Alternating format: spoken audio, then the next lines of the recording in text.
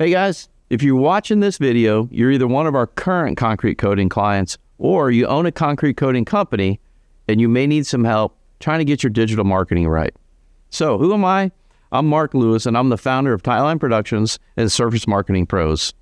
And over the years, we produced hundreds of websites and we produced thousands of videos and commercials, and we routinely book thousands of dollars of electronic and digital media strategies monthly for all of our clients, all with one common goal: to capture more leads and to help our concrete coating clients grow their business.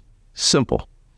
This video is titled SEO Spring Training. So today, and yes, I know it's almost summer by the time you see this, but hey, all good things take time to produce, and sometimes it takes me a minute to get things done here internally. And I just totally off the cuff that, and Anthony's getting mad because he's running the prompter, but that's okay. So today we're going to talk about Google Map listings, or what I call the 3-pack, to maximize leads specifically. And I will go through the answers and questions. Is Google Map listings really still important? So to answer that, Moz recently conducted a study, and they looked at the organic results for local service type companies. And they found that basically 71% of the clicks go to the first page. The first page organic things is what we really are talking about here, not paid. I think most of you understand that, but I wanted to make sure you all followed along here. They also found that 67% of people searching go to the first 5 listings. So what does that mean? So page 1, the first 5 listings. And digging even a little further and talking about all the things with maps, you got, Google service ads and pay-per-clicks at the top, and then you got the map listing. At least 44% of clicks are still going directly to the map listings. So with the Google Map ads, the maps have moved down, but the results have shifted. But in short, customers still prefer to click on the maps and call off the maps. And it follows all of it up on the opportunities listed on the non-paid listing. So for sure, Google Map listings are still very important. So the most significant challenges and biggest changes we've seen in search results on maps specifically, there's a long time ago where, there was like 7 results that came up. And then about 4 or 5 years ago, Google switched it to only 3. And that's what we call, AKA the 3-pack. So right now on Google Maps, Google now has a paid listing in the cases of the 3 organic non-paid advertisers. So you got 3 on the map listing, and then now you have a paid listing that Google's now pushing things even further. So I want to talk about Google Ads and the opportunities. So if you're running Google Ads and you can specifically add map results to be part of that campaign, and the Google Map has to be connected to an actual Google Map listing, I would definitely recommend it. So, currently if we're managing your PPC ads or if you guys are doing it on your own, I highly recommend budgeting some of that money to go into a Google Map campaign so you can pop in front of those people especially if you're not currently ranking there. Okay. So, and Anthony's hating me because I just totally off-cupped that. But basically, let's recap real quick. Let's just recap for a minute. So just recently, Google has now started inserting paid ads in the Google Map listing, right? Those 3-packs, and now you'll see a 4th one at the top. And it says sponsored. So what have they done? They've now pushed down things even further. So, and this is something they've rolled out in the United States and Canada. So it's going to be around for a while. So I definitely recommend that's something you might want to do inside of your Google PPC. Now let's talk about things that may be hurting your ranking on maps, because most of you guys are students of the game, and hopefully this video will make you even more SEO smart. Maybe you hired an aggressive agency in the past, and sometimes, the things you had put you in a place a while back to get your numbers ranked, and you're on rank number 1, but now those same things you did just a little while ago are falsely, screwing up your listings basically, or making some of the major things disappeared from your search results altogether. So let's dig in a little bit and chat about some of those things that could hurt you and how to reverse some of those things that may be damaging your Google listing. All right, so first thing, you really truly need to have an actual office in the city you're looking to target. If I'm a concrete coating company based in Miami, Florida, and I want to make it possible for my company to rank for garage floor epoxy coating Miami, I really need to have an actual office in Miami. There was a time back that you could use, a house, or you could use a fake listing, or maybe your aunt's house. And I know some of you all played these games and over the years, but what Google wants with their map listing is to serve the absolute best company that is, that A, it's gonna show up, B, that they're gonna do a good job, so they create a search experience and solve the problem on the end for their customer, who is the person searching, right? That's their customer. Google is emphasizing making sure that companies are listed and backed by a real location, like with signage, and that shows, where people can come in. If you played the game in the past, that can be really hurting you now. So ideally, you want to have a warehouse or a location in the major city. That's the best option without a doubt. So the second best option is to rent a physical office. If the goal is to rank in Miami, but your current offices are on the outskirts of town, you may be better served renting a physical office. I know this costs a little bit more, but renting a physical office so you can show Google that you have a physical place is really the best way to do this. Another thing that could be potentially hurting your ratings and bringing it down is at some point in the past 2 to 5 years, you had some other agency create, some fake listings. Maybe another SEO company felt, hey, the best thing to do for my client is to, create extensive listings all around these surrounding cities and towns. And, as many of you know, a few years back, you can get Google verified with a PIN code that they'd send you in the mail, and then you would make those, get that certification, and then you would start ranking in these towns. And there was a magical time, a couple of years back where, guess what? It worked really well. Well, heck yeah, we're like, let's do it. Let's get these more leads. Let's get more sales. And look at all the places we're ranking for. Unfortunately, Google caught that and smacked that down. Literally, they smacked that down because they caught up on it, right? So now some of those rogue listings are probably still out there, lingering around, and realistically, they can be hurting you more than they're helping you. So if that was done, we kind of need to take a look at that and see what's going on, because, you got everything right, but some reason you're not ranking, and it's those rogue listings that still may be harming you. One of the best things you could do is maybe go into MapMaker and find any duplicate, false, fake listings and delete them or consolidate them and close them so your main authentic, realistic listing can be untarnished. There's a process for this, and it works pretty well. So, so that's something you're facing, and you're not on the 3-pack, trying to figure out, things like that. If you got great listings and lots of reviews, this could be, those rogue listings can still be drawing you back. A third thing that's potentially harming you is inconsistency of your name, your address, your phone number. This is, less of an issue than it has been in the past, but to ensure your companies are listed differently on maps than they are on Yelp and Angie, all these different places, Google's looking for you to be consistent profile across for your organization. It's not so much about the tracking the numbers, but the company's name and address and your how you're referenced is what you want. You want that to be consistent across as many directories and citation. That way, Google finds your exact match for your business, and that's a vote of confidence. That's your legitimate company, and that you're a legitimate place, and that you claim to be. Now, you have to continually back it up with positive reviews from real customers.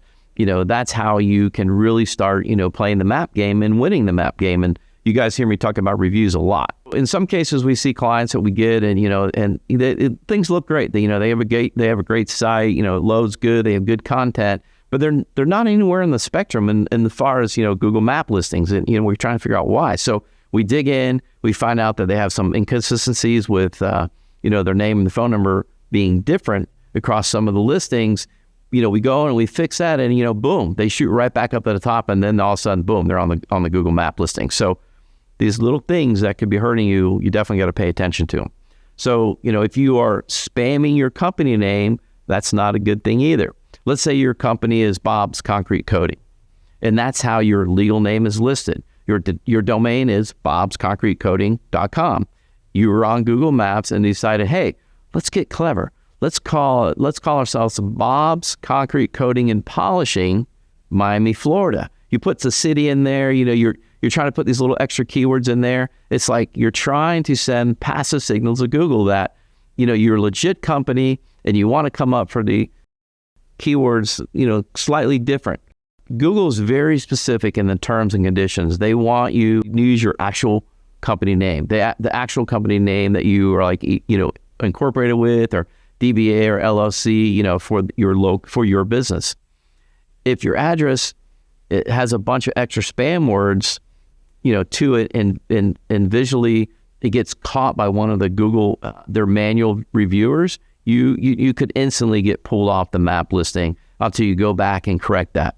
It may work for a minute, and I think some of you guys might see that, but it's the juice, it's a squeeze worth the juice, because in the end, if it hurts you and you're not really paying attention, then, that's something we could, it can be hurting you. So obviously, you want to add, your website, their business website, but also on your listing, don't use an 800 number. Your Google local business listing, you definitely want to use a local number. You might serve, let's say, 3-county area, and you have a different area code for calling in, but Google wants you to serve local business. So having that localized number on your listing is super important.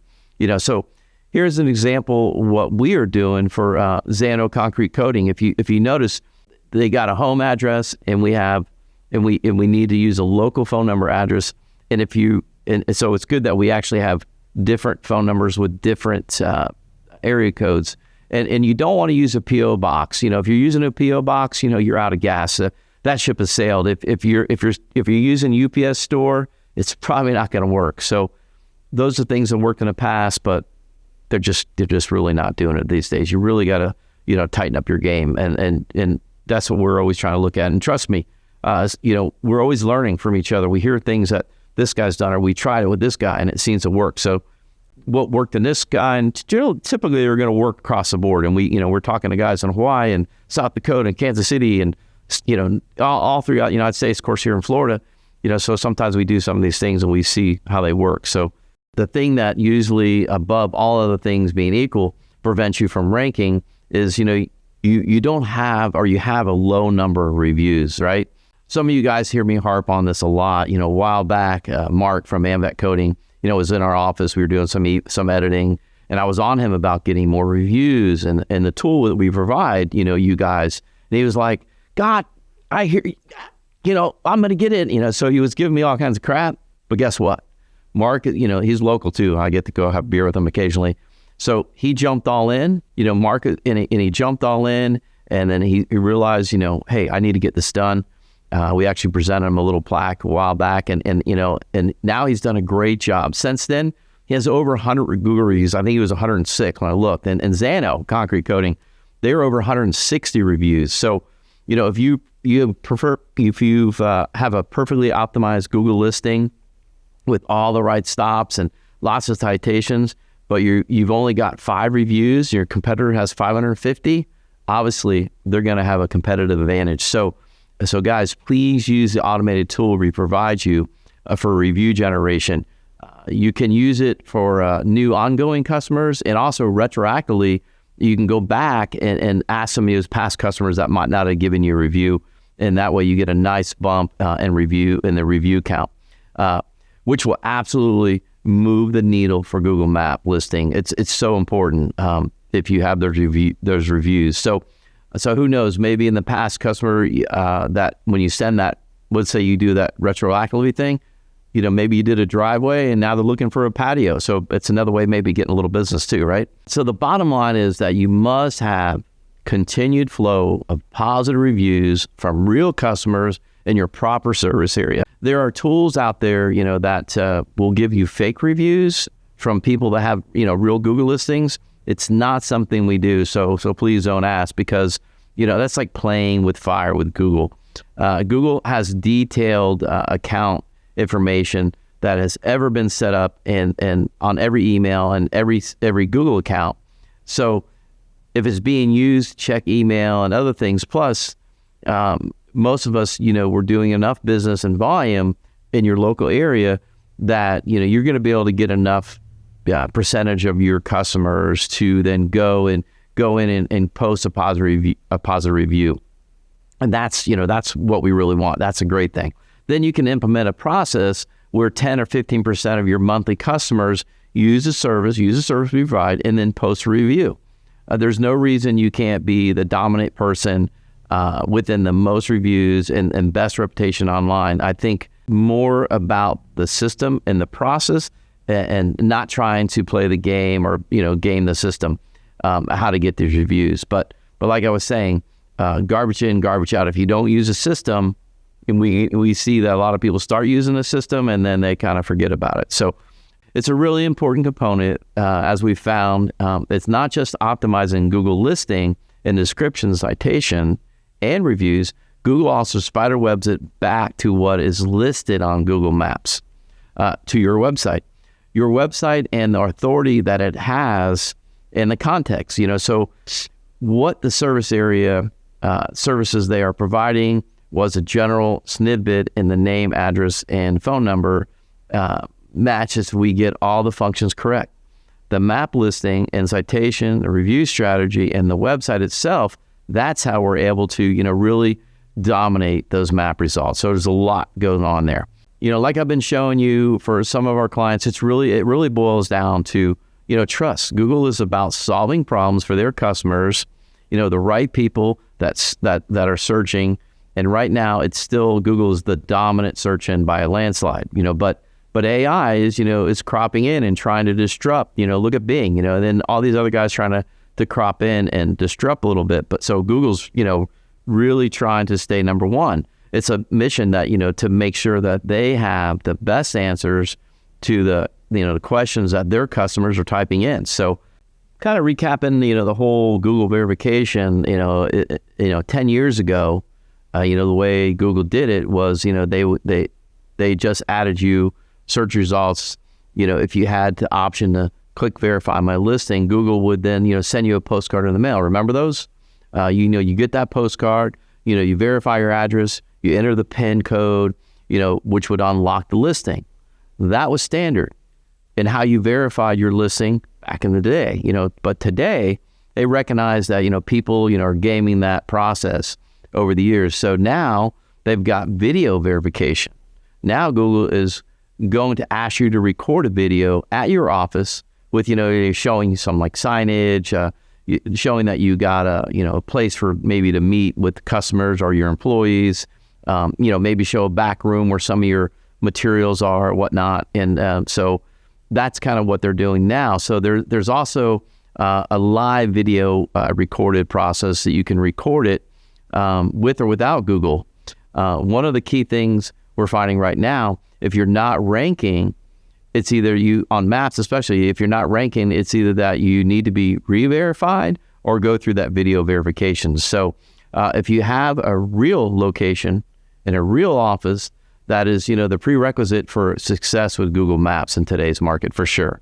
So if you have done this in the past, actually go ahead and redo it again, actually being double verified, it's not a bad thing at all. Okay, so another great thing to talk about is local sponsorships.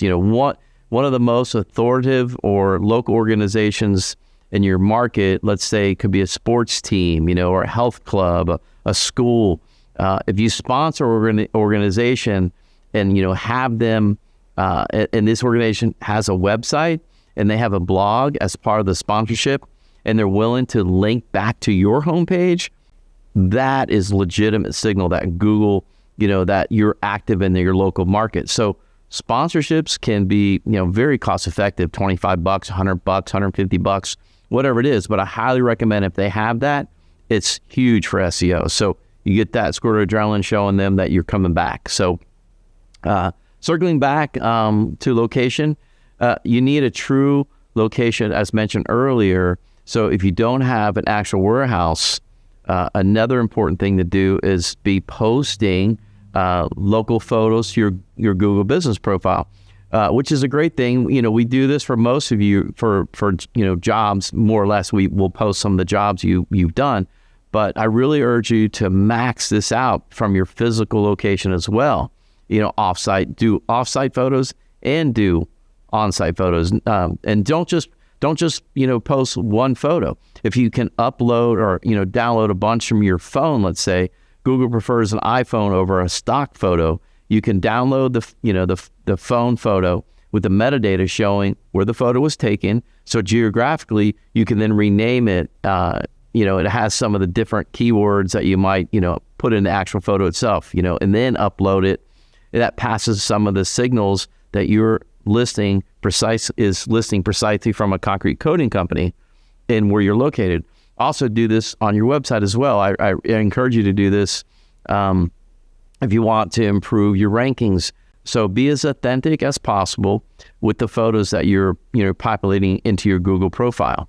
For some of the concrete coating guys who use Company Cam, that is a tool that's so helpful to us as well. We then can access the photos for Company Cam from a particular project, such as like a garage floor or a pool deck, or even a commercial job like a car dealer or a fire station. You can then, show pictures of the truck wrapped, in the trailer on site, maybe some of the crew. That's what people want to see, right? It's the pictures of you doing the work, see your team, the coding process. And of course, everybody loves the before and afters, and Company Cam does a really good job with that. Another thing to check off is to make sure the hours of operation are listed correctly. I see many contractors list their office hours, 8 a.m. to 5 p.m. And then it goes to an overflow service after that, but their hours are still saying 8 a.m. to 5 p.m. The problem with that is if your hours and you rank on, if you're trying to rank on maps, it's going to show you're closed during some of those times people might be searching overnight. So I would encourage you to have the ability to answer 24/7, then set those hours on your Google Business profile to 24/7. That way you're constantly in the rotation and you're constantly showing up as open. And so, with Google Business Profile, it looks like, when you log in, there's a little area on the side that's called, the called information over there. That's where you want to populate your photos. It looks a little bit different on mobile, but I encourage you to log in and know your way around. And you want to make sure that the listings, been properly verified, in which case, you will have the little verified seal on your listing with Google there as well. But if it's not verified, you need to go through that video process we talked about earlier. So, all right. So another excellent opportunity that Google gives us is the ability to answer questions. There's a little Q&A section, frequently asked questions on your Google profile.